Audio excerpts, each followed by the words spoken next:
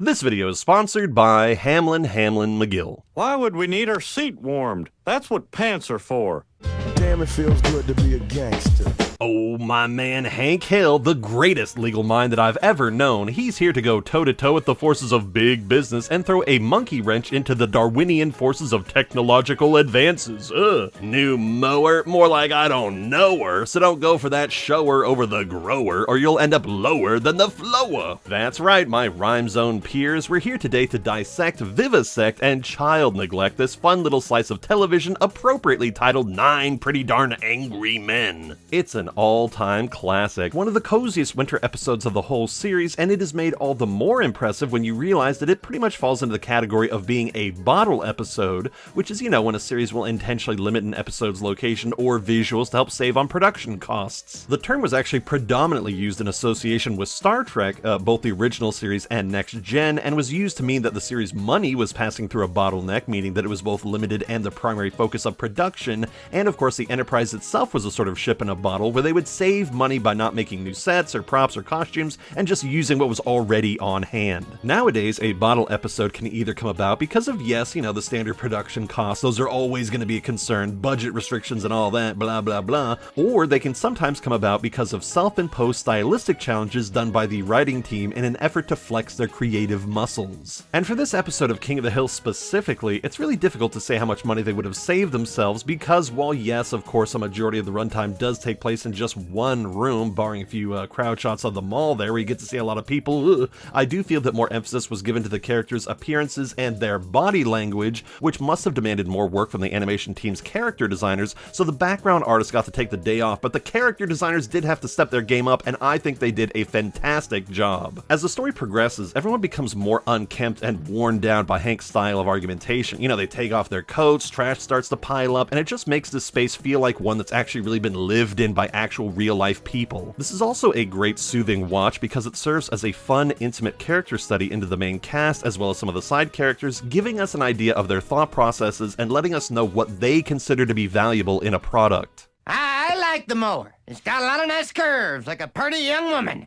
Hank's mower's like a dumpy fishwife. This is definitely one of the more cerebral and debate-heavy plot lines, the Thinking Man's episode, one that I imagine some people may consider like dull or uninteresting, but which will satisfy you if you go into it anticipating a mental game. While I of course do have my own critiques, which I will get into later in the video, I do think it's important to emphasize how much I respect this tale and the guts it took for the writing team to try this very challenging format. Whenever you can just put a show's cast into a room and just have them talk at each other for 20 minutes and still have that be an interesting story, it's a sign that you have an extremely strong writing crew and performers. Some of my favorite bottle episodes are of course Breaking Bad's Fly, Deep Space Nine's Duet, which by the way RIP to Harris Yulian, which is such a freaking bummer that he died. He was great. Oh, how gutted I was when I heard about that. There's also Frasier's Dinner Party, and of course BoJack Horseman's stunning, amazing episode Free Churro, which is the most bottle of bottle episodes as it has Will Arnett as the only voice actor and features just 2 settings for the entire 26-minute runtime, which is crazy. But before I dive into Hank's focus group properly and all the tricksy aspects floating around that, I do quickly want to address a few of the side plots going on. Number 1, Bobby and Luann going ice skating is really cute and oddly haunting.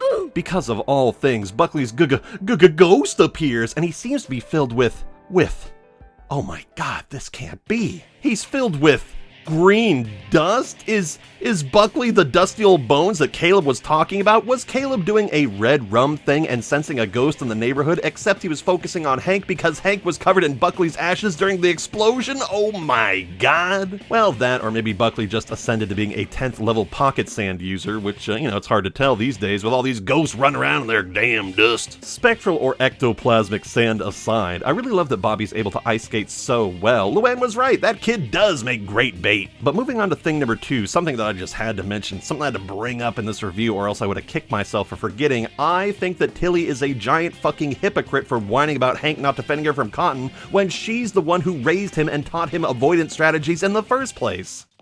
Mom, what should I do?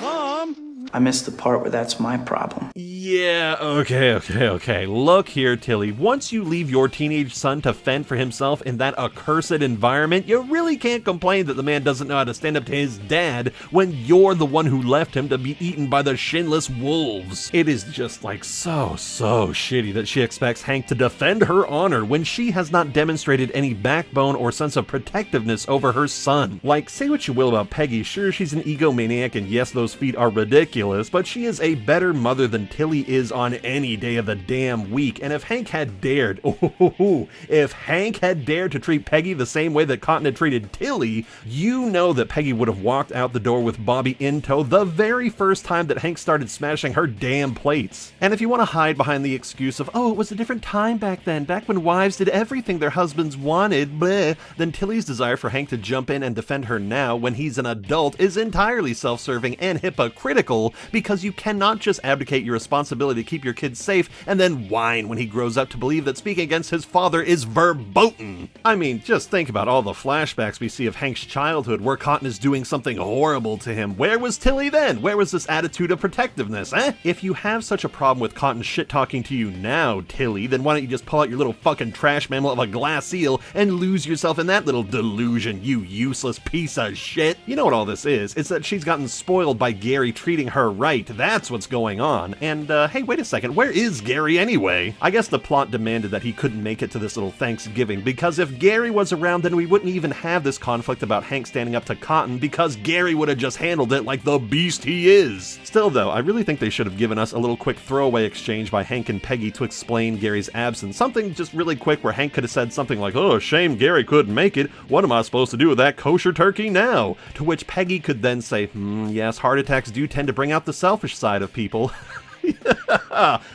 Perfect. My point is, Tilly fucking sucks, and I don't think she has ever said anything to make me smile. What joke has she ever made on the whole show? Sheesh. She is somebody that other characters use as a vehicle for humor, but Tilly herself is probably the most, like, joyless person on the whole show. Someone who feels like just an average, real-world, boring-ass old lady who wandered onto the show's set. Well, I'm sorry to break it to you, old bag, but Maude is being filmed down the street. Just follow that old lady's stank. Woo! I forgot how much old ladies stink.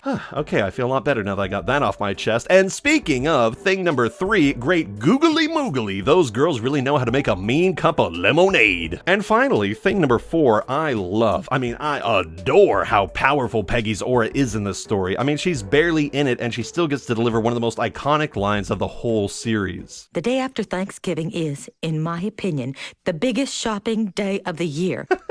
Man, love her or hate her, you gotta admit she is quotably quotable. Sadly though, I don't get to talk about Peggy all that much today, as she and her uni loafers spend the whole rest of the story knock the fire truck out.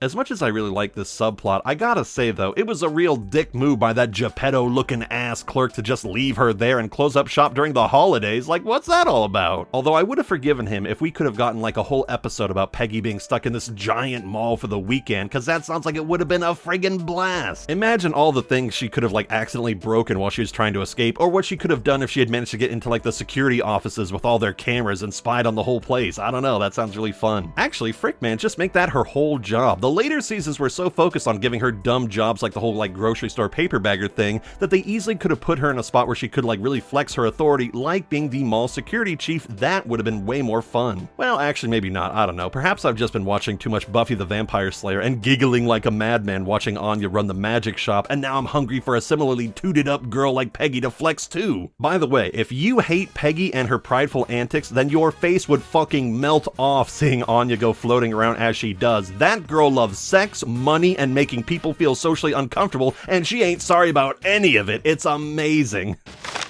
Please go. Anya, the Shopkeepers Union of America called. They want me to tell you that please go just got replaced with have a nice day. But I have their money.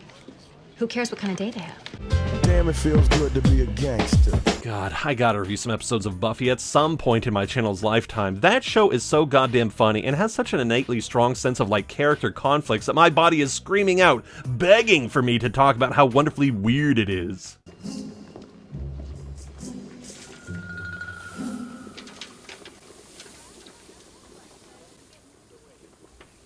It was cyanide, woman! In any case, let's put those wide-eyed dreams aside and focus on Hank's A story and the title of this episode, which is a giant reference to the classic film 12 Angry Men. Now, at the time of writing, yes, I'm sorry, I haven't seen the movie, but I did watch part of it in a bar on a few occasions. It didn't have the sound on, but I think I caught the gist of it. From what I've gleaned, it's about a bold cadre of jurors, none of whom can agree on anything. This summer, the fur will fly and justice will be served as long as these feisty fellows can keep their paws to themselves. Don't miss Air Bud 12 Puppy Court Blues, coming this fall to Blu-ray and VHS.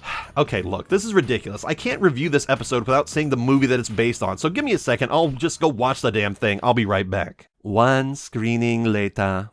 Poop, I'm sorry, I fucked up. I end up watching another episode of Buffy, a classic one where Xander gets possessed by the spirit of a hyena and almost eats a baby. That's a real thing. That's a thing that happens on that show in like season 1. I can't believe it. Okay, let me try it again. Another screening later. Oh, nope, sorry, I done self-molested myself again. Let me strap in. Let me lock in and try one more time. The final screening later. Hey, huzzah, I did it. I got through the whole thing, despite it breaking my 3 big modern movie rules. Number 1, it was in black and white. Number 2, someone in the movie is dead. And number 3, there was no hardcore nudity before the opening credits were over. Ugh, how did they live back then? However, it did have Ed Begley Sr., dad to the legendary Ed Begley Jr., you know, the guy who played Cliff Main in Better Call Saul, and the movie also had the guy who played the cockroach-filled germaphobe in Creepshow, and that blew my mind. The movie was actually considerably better than I thought it would be, with it being about 12 hot men being stuck in a hot room, being asked to decide whether an 18-year-old should face the hot electric chair for killing his hot father. And just like this episode of King of the Hill, it's about one man standing against a group of his peers, hating how quickly and flippantly the rest of the men come to their decision of guilty. At the risk of sounding pretentious, I actually saw a lot of myself in the film, as I too have to serve as the lone voice against a large consensus sometimes, both in real life and in online spheres. Nobody else shares the opinion that oatmeal cookies are better than any other kind, so I'm used to dying alone on hills and in life. Now, what impressed me most about 12 Angry Men is how the other jurors used every form of social pressure imaginable to squash even the opportunity for discussion. They will say things like, you're just soft on crime, you bleeding hot. You're gonna make me miss the ball game I got tickets for, come on. Can we just make our choice and get out of here? It's hot as hell. What do you want us to do, set up a whole house in here and spend weeks talking about it? Why don't we just sleep around? Whatever, who cares? Hey, even the kid's own lawyers didn't try that hard to defend him, so why should you care? The boy's scum anyway. He's one of those people, so of course he did it. And of course, my favorite argument of all, why do you have to punish us because you find his guilt so difficult to believe? It is a fascinating exploration of human psychology, social pressures, and argumentative stances with a narrative that masterfully ebbs and flows, drawing you in with every new revelation, while also knowing when to give the audience time to breathe and when it's time to push in close for a breathless crescendo. But I think that the aspect I enjoyed most is that Henry Fonda's character, the lone man, doesn't come into the discussion with some big aha piece of evidence that shows that he knows for certain clears the kid of any wrongdoing. No, he admits that there is a possibility that he is in fact arguing to let a guilty man walk free, but that sending an innocent man to die for a crime that he didn't commit without even giving it the courtesy of a discussion is a possibility too terrible to consider. And I don't want to say anything more, just in case some of you want to go watch the movie for yourselves, which I highly recommend you do because it's on Tubi for free, for God's sakes. You don't even need to make an account to watch it, so go do it. Go do it now, like I just did. But it is that key aspect, that vital aspect of Henry Fonda's character, the recognition that he may be in the wrong and doing the wrong thing, that makes the movie's narrative feel extremely likable and fair. That means that we, the audience, are allowed to inhabit the gray area of not knowing if the kid actually did kill his father, meaning that it is up to the movie to present its case to us, to play out scenarios and examine the likelihood of the prosecution's stance. At the start of the movie, it does feel like either possibility could be true, especially with the seemingly big mountain of condemning evidence that feels impossible to overcome. It means that our minds are allowed to slowly and methodically be changed over the course of the story without feeling the pressure of oh, this single key bit of evidence, this revelation right here definitely clears or condemns the kid. And that is something that I now feel is lacking from the King of the Hill adaptation, the feeling that Hank might be in the wrong. He doesn't even allow for the possibility. Hank just spends the whole episode being a relentless force, an avenger, more like juror number 3 than juror number 8, meat, you feel me? I'll bet you 5,000 propane accessories that the mower is a pile of garbage. It has a cup holder, doesn't it? Well, there you go. That's the whole case right there, isn't it? And yes, of course, I am aware that it is very unfair of me to compare a 24-minute episode of TV to an hour-and-a-half movie, especially to such a brilliant classic film, but the episode itself is calling for us to make this comparison, inviting us to do so by linking the titles so closely together, and of course by having such heavily inspired scenes and outfits for the characters. However, even if you want to be exceedingly generous and throw out all comparisons to the movie entirely and just look at this episode in a standalone way, then I still believe that there are a few weird factors that hold this story back from being the best version of what it could have been. The Mason 2500. Ugh, that's not my mower. Whoa, hold on. Okay, pause. What do you mean it's not your mower? What the fuck are you talking about? What else did you expect? Did Hank really think that he was being called into a survey group to evaluate a product that already existed? Is that what's really going on here? Is that what he thought? Here, just to show you how weird this mentality is, let me give you a hypothetical. Imagine it's winter 1998. You've been invited to participate in a Sony focus group, one that's all about gaming consoles and their upcoming products. Ooh. In that environment, would you then react with shocked horror? Would you recoil in disgust at the sight of the black monolith that was the PlayStation 2 and point and say, "That's not my PlayStation, not my PlayStation, what are you doing, Sony?" Blah. I just find it so super weird that Hank is so against any form of progress for the Mason products before he even knows anything about how the mower works. He just frowns on first view, condemning it on sight as trash. Contrast this against 12 Angry Men, where again, the issue felt like it could go either way at any point in the story. But in this version, this telling of the story, Hank is dead set that he is right. Of course he is, there is no question about it, and he even does this very aggressive bullying thing towards Bill. I already made your point, Bill. We don't like it. Is that the point you wanted to make, Mr. Dauterive? Yes. No. What I have to say will rock your world. I like the cup holder.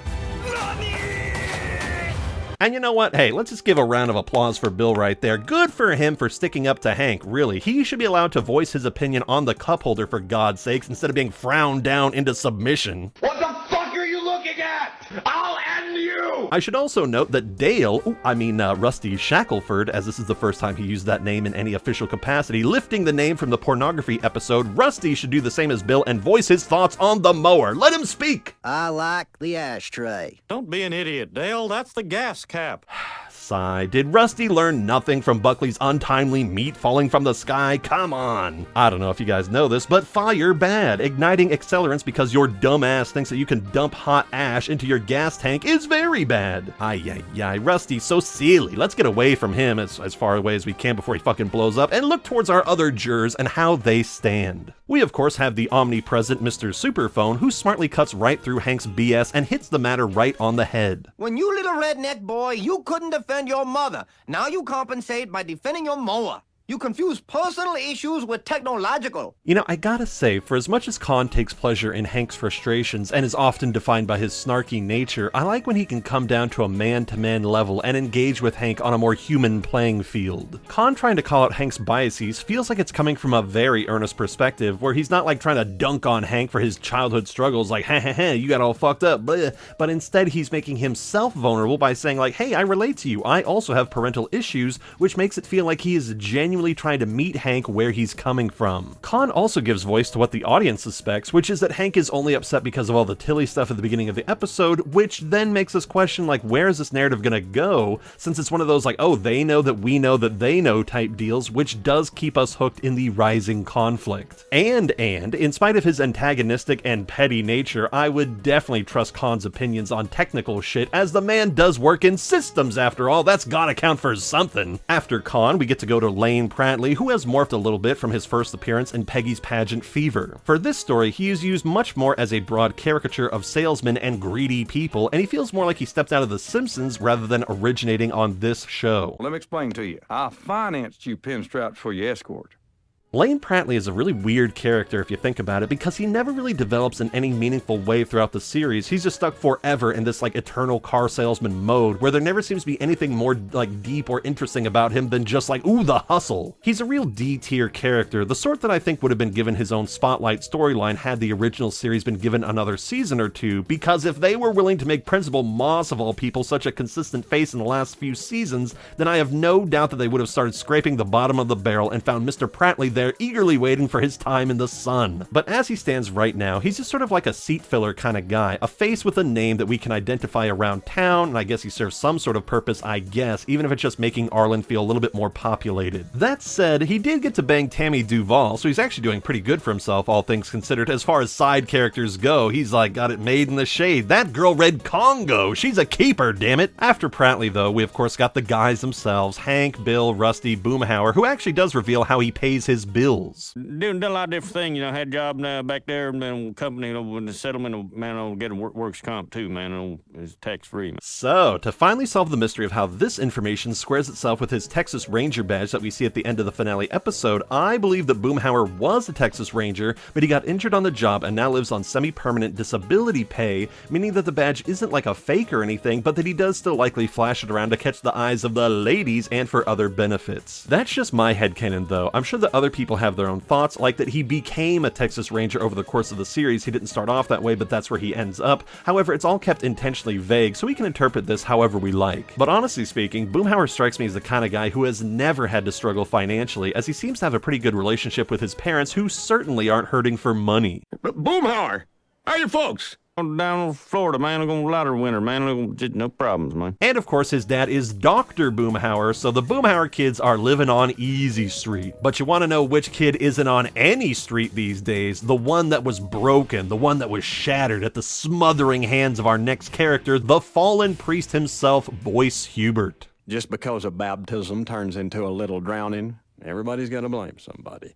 Okay, look, I know that King of the Hill is a pretty chill show most of the time, but goddamn does it put some super disturbing stuff into the mix every once in a while. Holy. Because how the hell does somebody drown a baby in a baptismal bowl? I'll tell you how, with some strong anchor arms, that's how. This is the darkest sketch in television history. Darkest sketch, darkest sketch, darkest sketch. Okay, serious talk now. Even if the baptism was happening in one of those like big full-body dipping pools that some of the bougie-ass churches have, you would really have to lose sight of that little football head to have him drown. What I think happened is that the overenthusiastic boys held him under, ignoring the struggling and the kicking and doing his damnedest to make sure that little fucker was 110% baptized. Now, I'm not a religious fella, but even I know it's just supposed to be like a little quick dunk or a little water dribble on the baby's head or an epic headshot with a super squirter, you monster. How on earth Boyce Hubert is out walking the streets right now is beyond me, because he is the living dictionary definition of negligent homicide, Jesus. But you know what I think keeps his grim presence from dragging everything else down? I think it's just how much everyone else ignores or otherwise pushes past his nightmarish fun fact about himself, as it really helps take some of the teeth out of this nasty monster. Well, you know, that and the fact that they doubled down on just how gruesome this shit is. Preacher,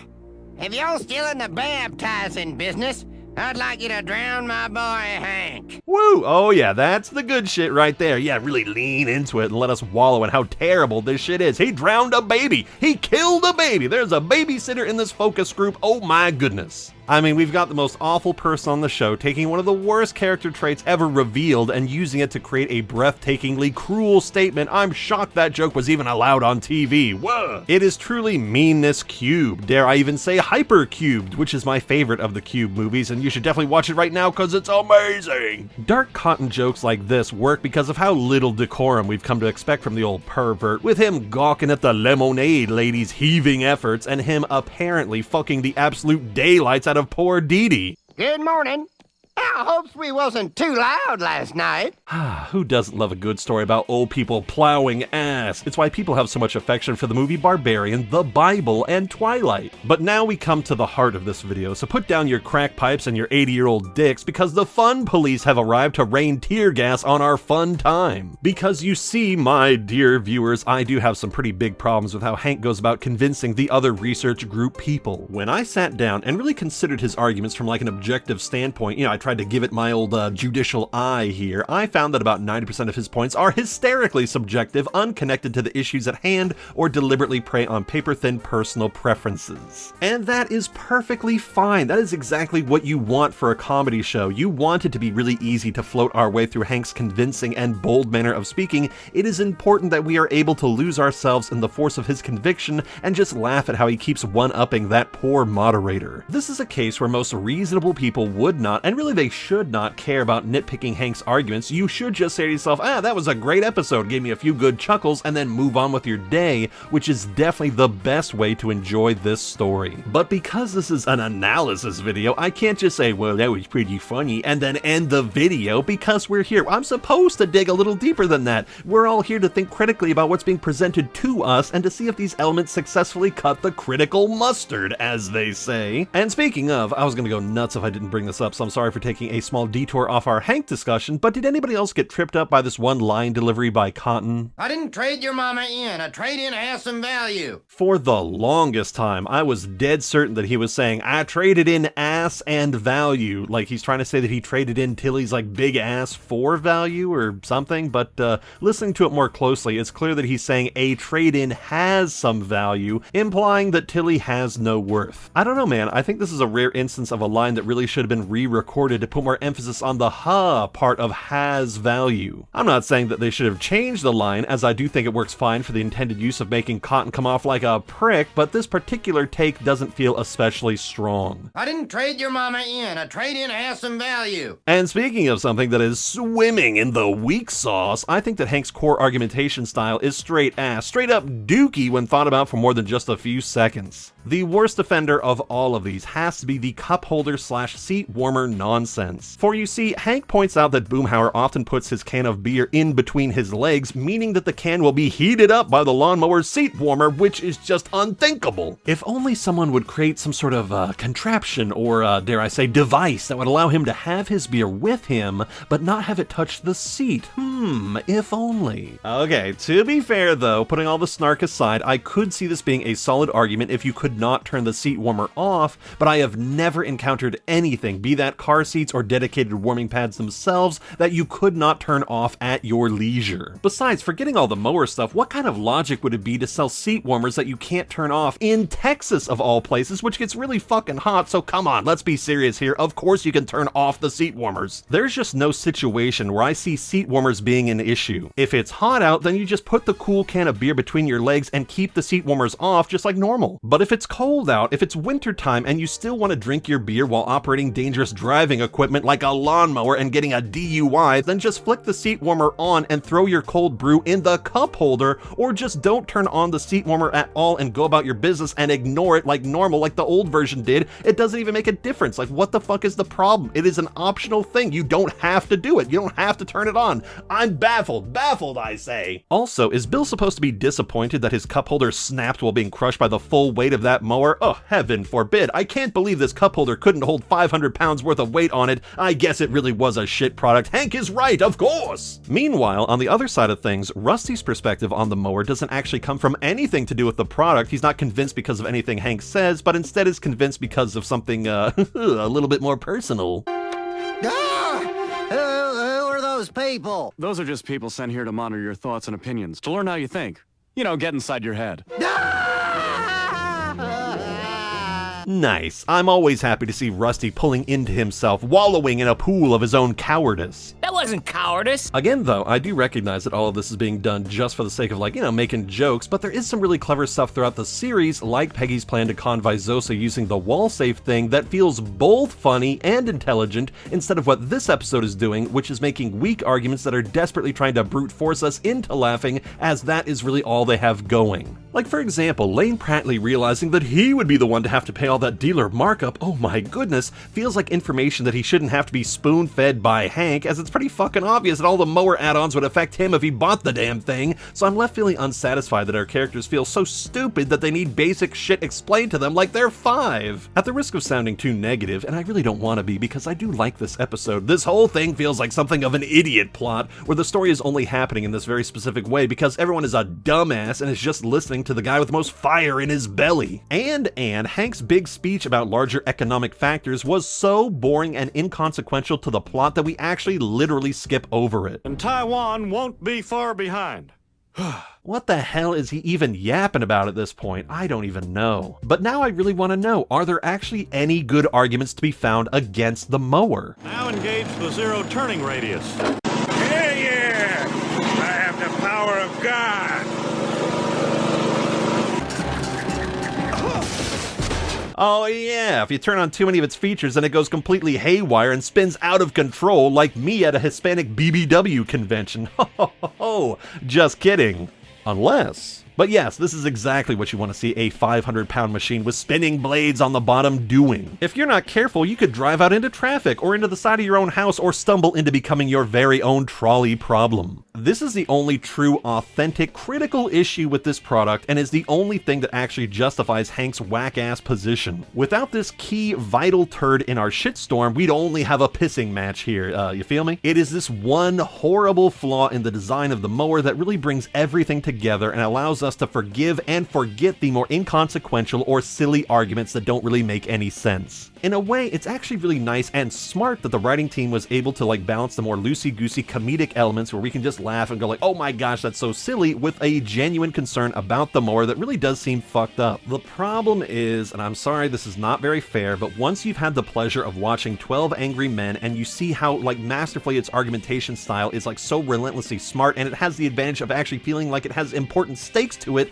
9 Pretty Darn Angry Men feels like a mere shadow, something with several key elements missing that make you want to see the actual original and enjoy a more like elevated version of the story that this episode is trying to tell. This feels like I'm trying to compare the Super Bowl with the Puppy Bowl. They may resemble each other on a surface level, but are fundamentally trying to accomplish different goals. I'm not trying to argue that the Puppy Bowl version is like inherently flawed or wrong for not making those dogs try to score some damn points, but can we also agree that a person isn't in the wrong for preferring the real deal over this diet version, or vice versa, honestly? Not everyone wants to watch a more hardcore style of this format. Sometimes you do just want something quick and easier to watch and something cuter and all that, so if you think that King of the Hill's take on this story is better, then that's perfectly fine. However, I do tend to incline towards the movie myself because it's my video, so me! Plus, the jury format makes so much more sense than the focus group one because there is no real reason for Hank to work towards a unanimous consensus about the mower being shitty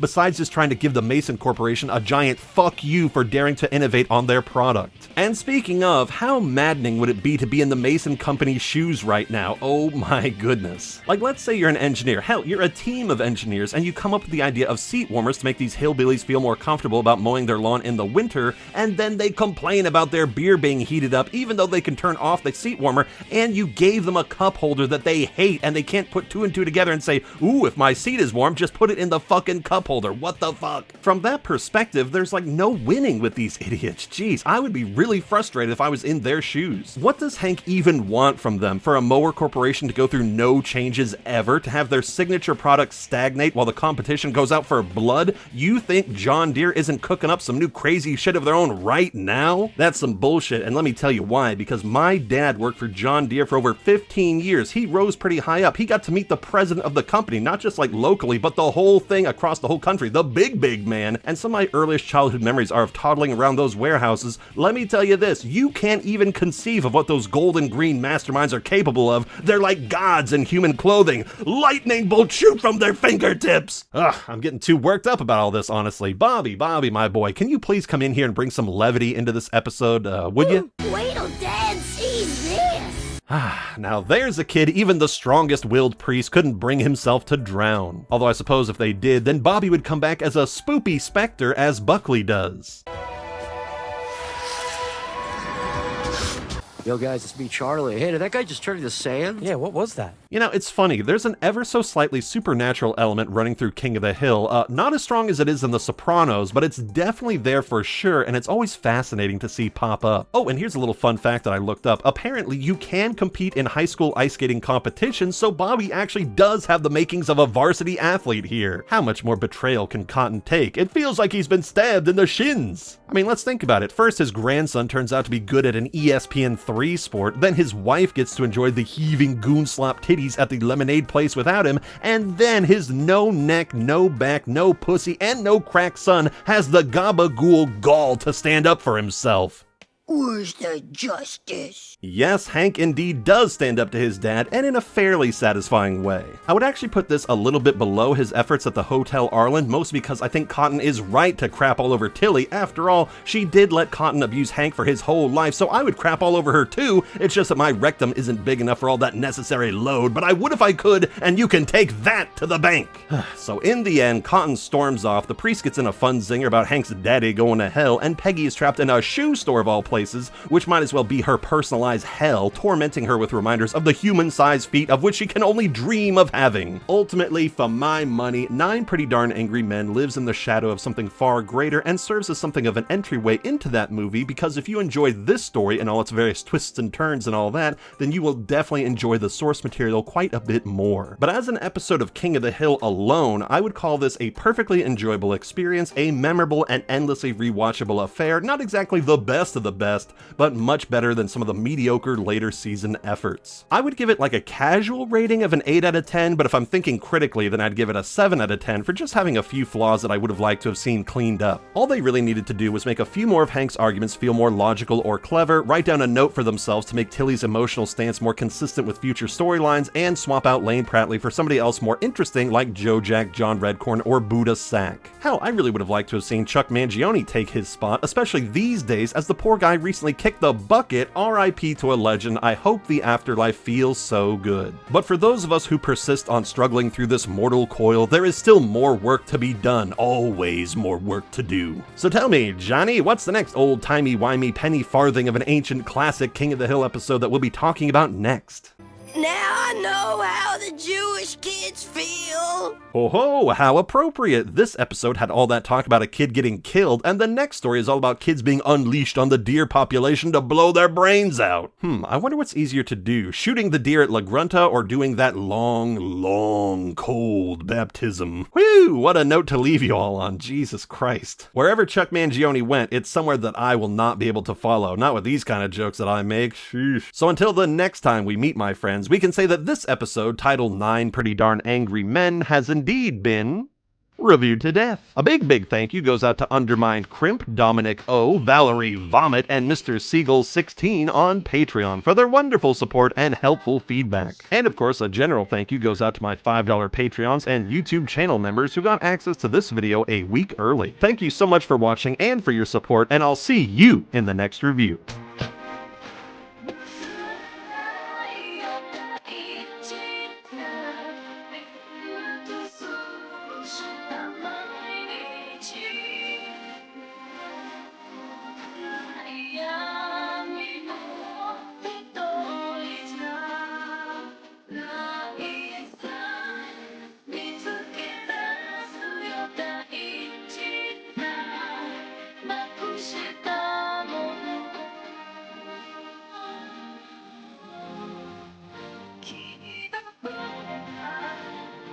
It's so